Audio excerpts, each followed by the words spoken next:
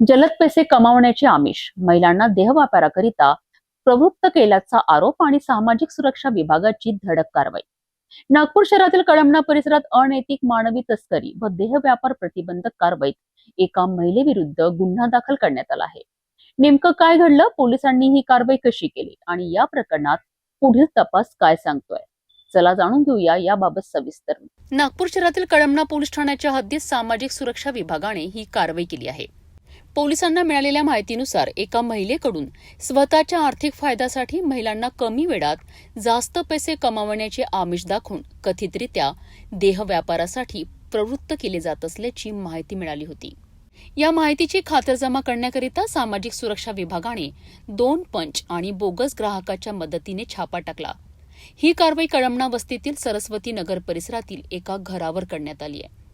कारवाई दरम्यान एक महिला आरोपी आणि एक पीडित महिला आढळून आल्याची माहिती पोलिसांनी दिली आहे.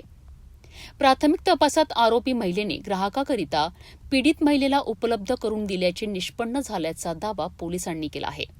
या प्रकरणी कळमना पोलीस ठाण्यात भारतीय न्याय संहिता कलम 143 तसेच अनैतिक व्यापारास प्रतिबंध कायदा 1956 मधील संबंधित कलमांनुसार गुन्हा दाखल करण्यात आला आहे.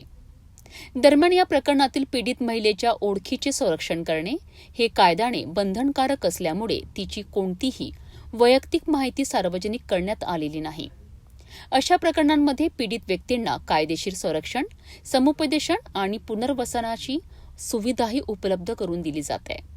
सध्या या प्रकरणाचा पुढील तपास पोलीस करीत असून या रॅकेटमध्ये आणखी कोणी सहभागी आहे का, इतर पीडित महिलांचा संबंध आहे का याचा शोध तपासादरम्यान घेतला जाणार आहे.